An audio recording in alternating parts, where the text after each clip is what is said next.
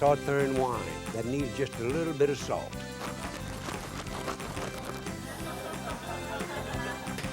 You got to admit that's pretty, yeah. Oh, wait a minute. You know I forgot the most important thing? Yes. Oh, it's looking good. I guarantee that's a fine one. Ooh, boy.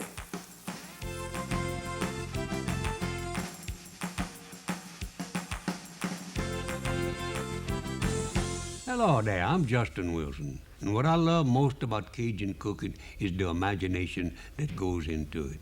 Although some Cajuns are rich as thick cream, most of them don't have the money to buy fancy cuts of meat and high-priced vegetables.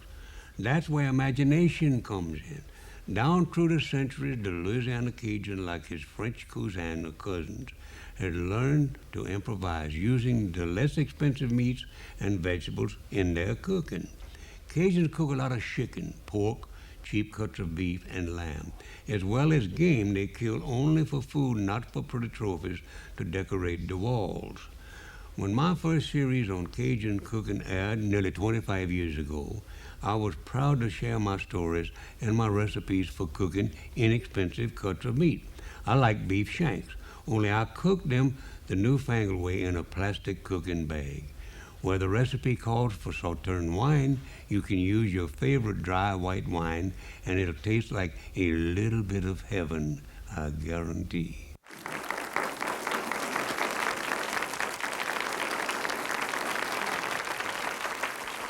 Hi, y'all are. I'm glad for you to see me, I guarantee. And I want to tell you a story to start this thing off with right now because, you know, I love the game of football. No question about that. When I hear a good football story, no matter what time of year it is, I like to tell that story. In South Louisiana, and Louisiana, the whole state of Louisiana, like in other states, I guess all over the country, in a high school, when you win district, well, then you got to play another district to see who goes to the quarterfinals. And then they go on. But the way they do is in Louisiana, when they play see who can go to the quarterfinals, if the score is tie at the end of the game, they don't go no sudden death, and they don't play the game over again. All they do is count the number of first downs. If the number of first downs is tie, they count the number of penetrates into each other's territory. And if that's tie, they flip a coin might just as well and not have played the doggone game. Well, last year in South Louisiana, there was a team on the east bank of the Mississippi River, Win District, and a team on the West Bank Win District also, too, and they got to play off to see who goes to the quarterfinal. Well, the team on the East Bank was supposed to just have the very best team in the whole state going to win state. And the team on the West Bank, everybody wondered how in the world it gotten to the playoff in the second place, you know?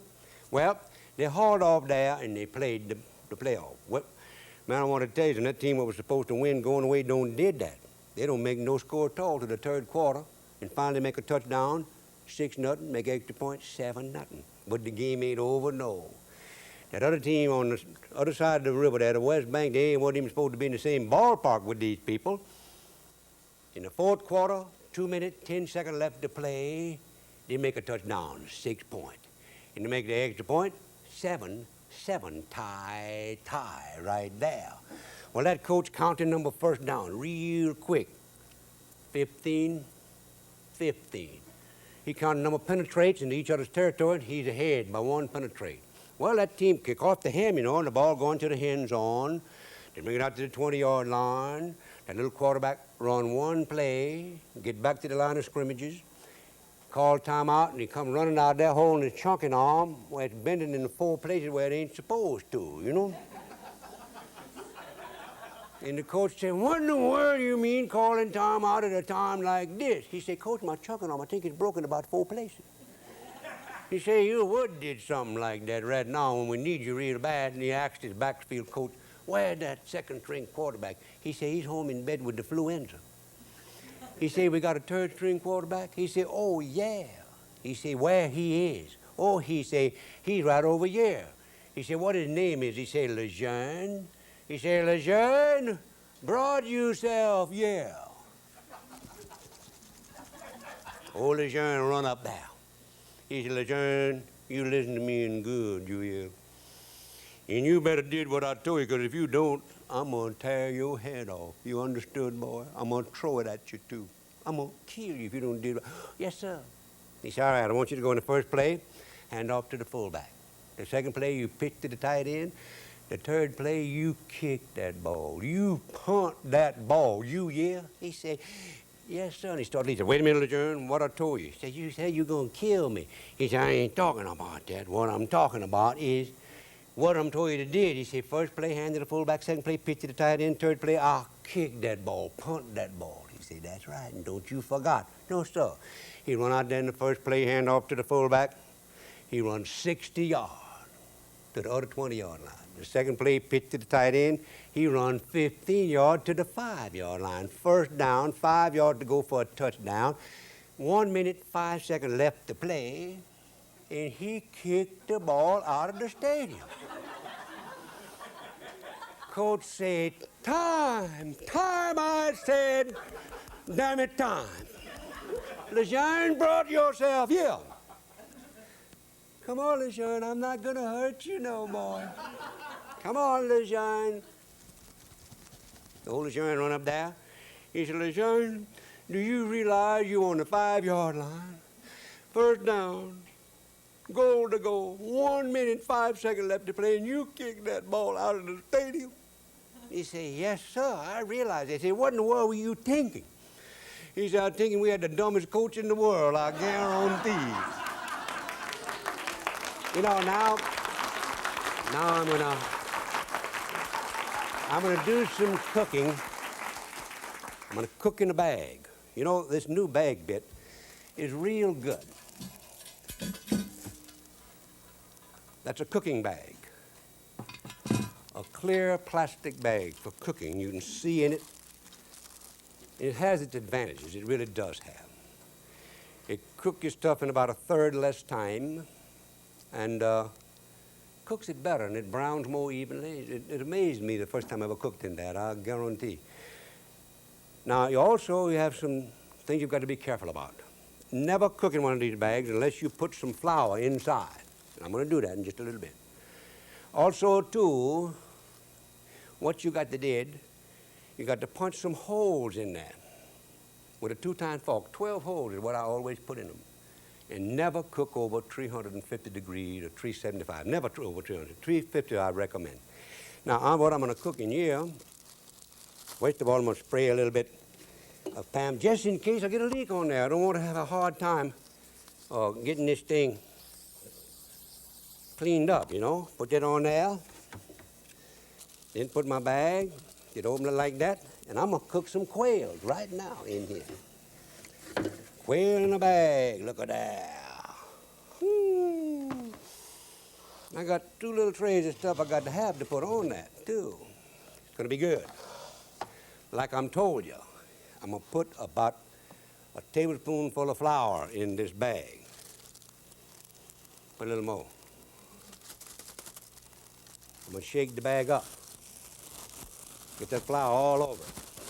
That's what you do. Put that all over there like that. Put the flour scattered around on the bottom so it won't be in one spot and get all gooey.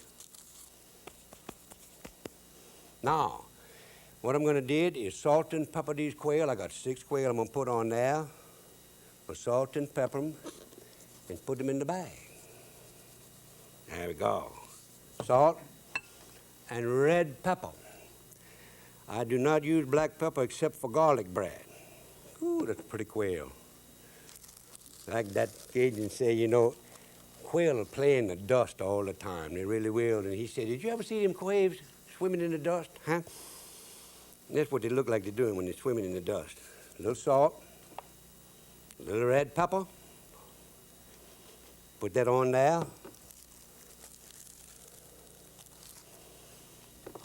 A little red pepper. Cross them up and then put that red pepper first. A little salt. Just an ordinary amount of salt. You don't put any more than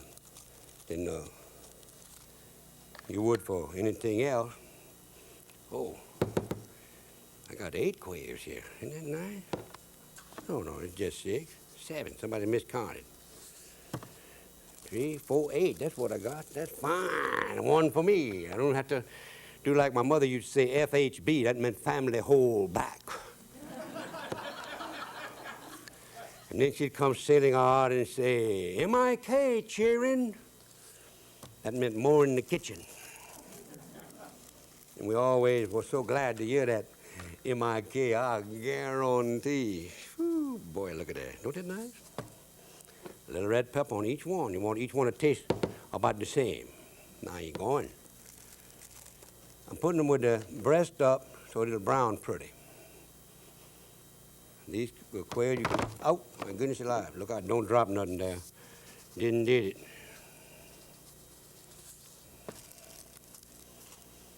Red pepper. Salt. Whoo, you kidding.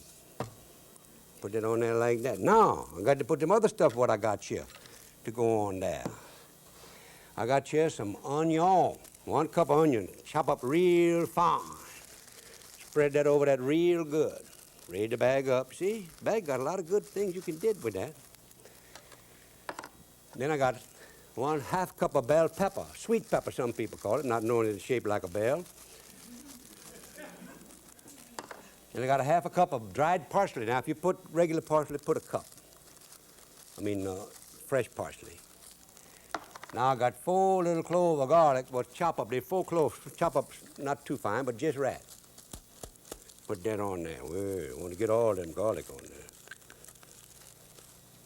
Over here, some citron, lemon. The Cajuns call it limon, the French people call it citron. They don't know no better, you know. Now, I got 1 pound of mushroom I'm going to put on that. These have been cleaned, soaked in a little salt water to be sure all the bugs got out of them. And we put that on there like this. You talk about good. Man. Whole pound. Whether you like mushroom or not, they're good. Put them on there like that. There we go. Now, what I'm going to do is pour some water on here. Just like this. And put a cup of Sauternes wine on the whole doggone thing. Now, that's fine. I guarantee, and I got a little tie right here to tie that up. I tell you what I better did, put a little more salt. For the vegetable, what you put on there. That's why you put that on there, because you got to have enough salt. Get this bag, tie them up real good. You were none, bag. Gotcha. You put your tie on tight. Take your 2-tine fork, what I'm talking about, and you put your hole. 1, 2, 3, 4. Don't put them on the side. You don't want that juice to get out of there. 1, 2, 3, 4. 1, 2, 3. Cut. A French lesson 2 on top of it. Now I'm going to put this in a 350-degree oven right this minute. Go ahead and cook, you pretty little old quails, you. Whoo, boy. Now, let me get this out of my way because I got something else I want to do right now. I guarantee. Speaking of quails, I got to tell you that story. My friend got what he said is the very best bird dog in the world. He went to Gonzales, Louisiana one day, and he met another friend. He said, look, I got the very best bird dog in the world. He said, real good. He said, the best. When he point, there's a quail there. There's a bob white. They got to be, I bet anything I got, there's a bob white quail there, partridge. About that time, here come a little boy walking down the road. That dog went on a dead point, that little boy. And his friend laughed and said, there ain't no quail, that's a boy. He said, I bet he got a quail in his pocket. He said, son. The boy said, what you want? He said, you got a quail in your pocket? No. He said, you have quail for lunch? No. Your papa raised quails and you help him clean those quail cages out, huh? No. He said, son, what's your name? He said, Bob White.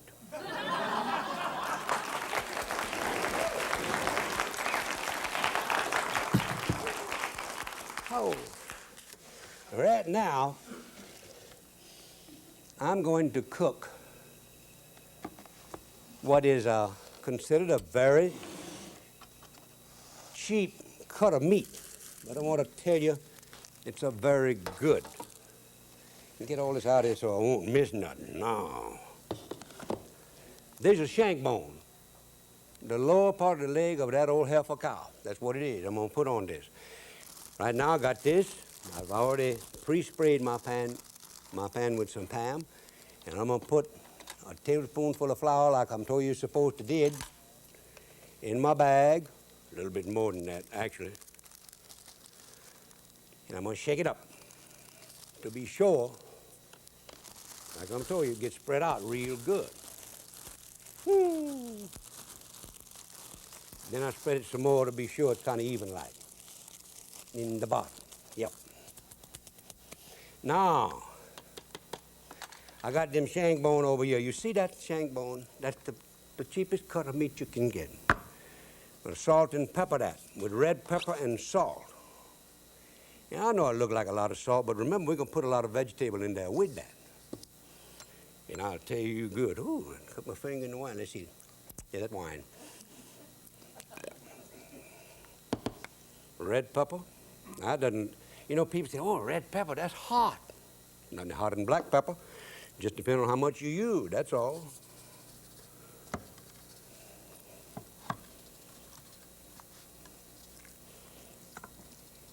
Oh, man. Red pepper. Get them on there. Now I'm going to put them on the bag. See that? Right inside the bag, like that. Like that. Now these are cut 3, this one happened to be 4 inches. Just don't know how tall it is. And that's all I'm going to put in there because I want to have plenty of room for everything else.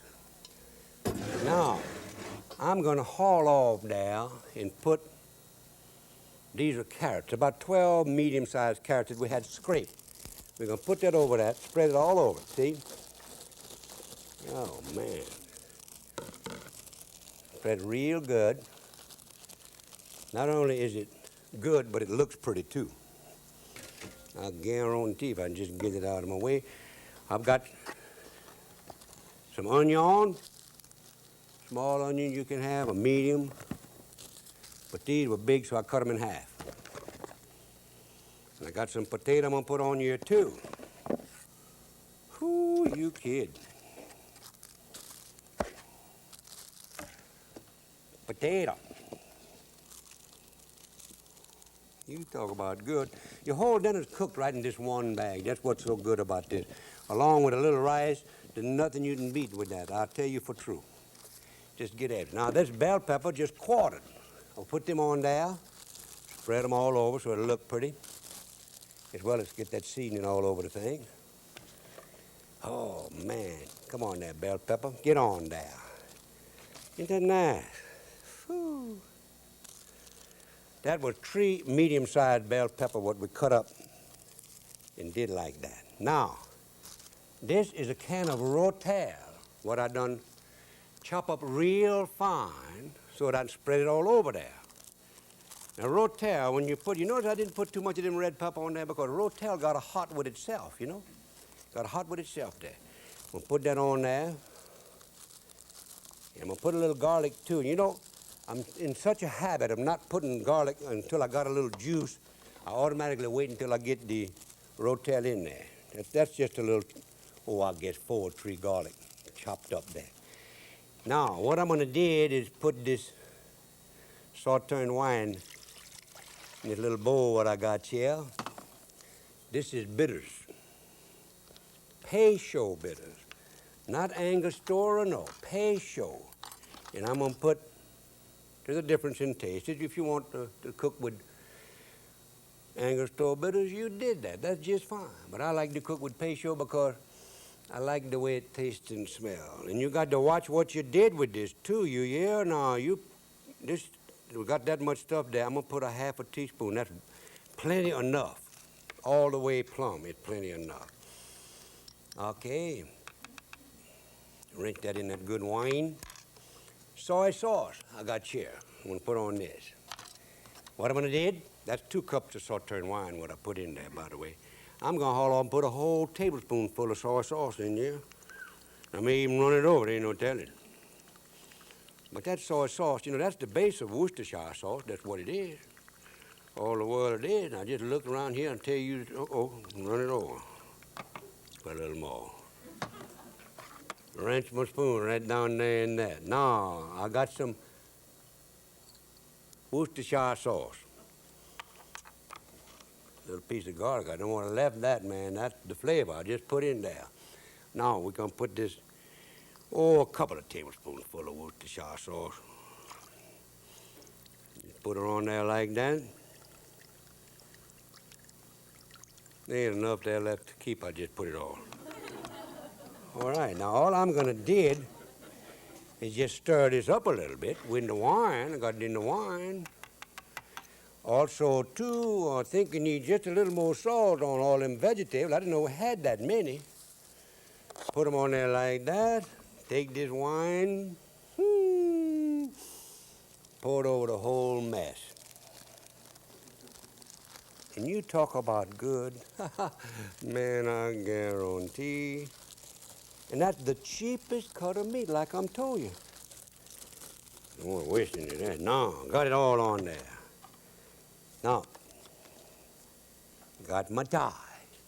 I never forget that Cajun who went with me and asked that little girl in a chicken place where you get all the chicken you want to eat for $3.50, and he done ate all he had. And he said to the little waitress, "Bring me a wing and a tie."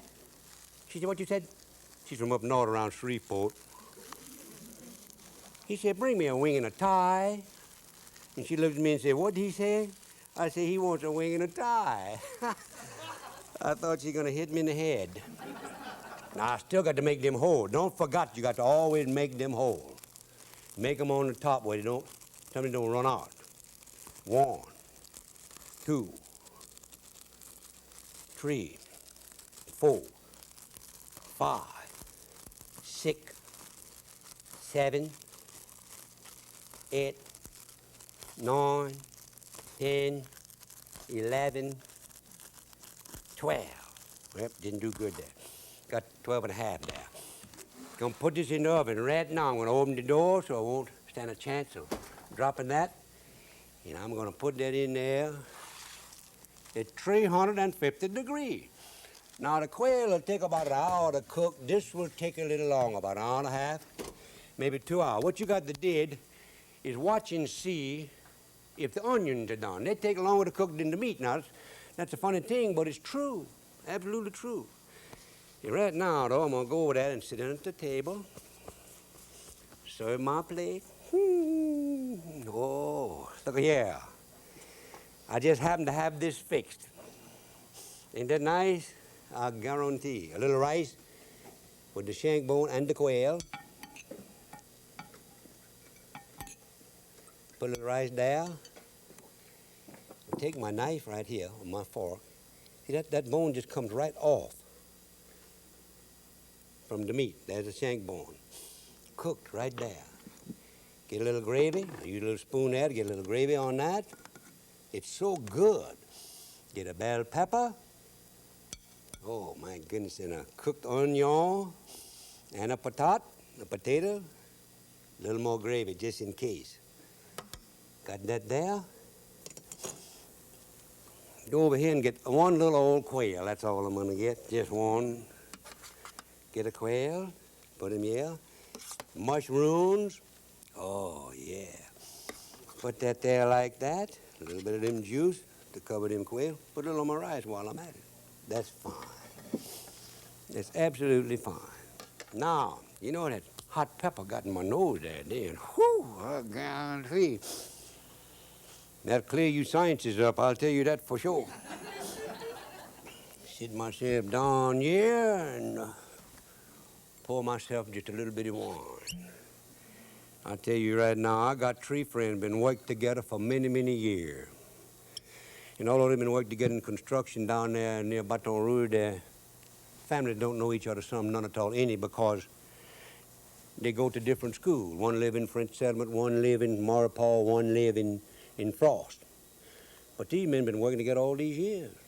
And one day they would come back from work, and they stop and get a bunch of them Jacques Daniel whiskey, that good Cajun whiskey made up in Tennessee.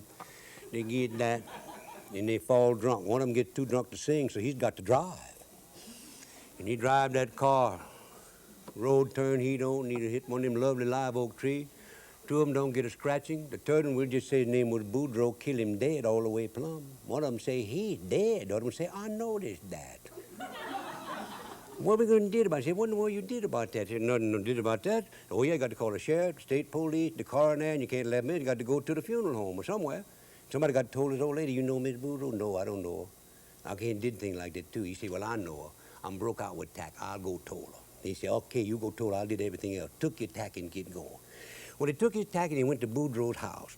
On there in French Settlement, flap, flap, flap, knock on the door. This lady brought us up to the door and he looked at her and said, are you the widow Boudreaux? She said, I'm Miss Boudreaux, but I ain't no widow. He said, the hell you ain't. Oh, this is fun. Not guaranteed.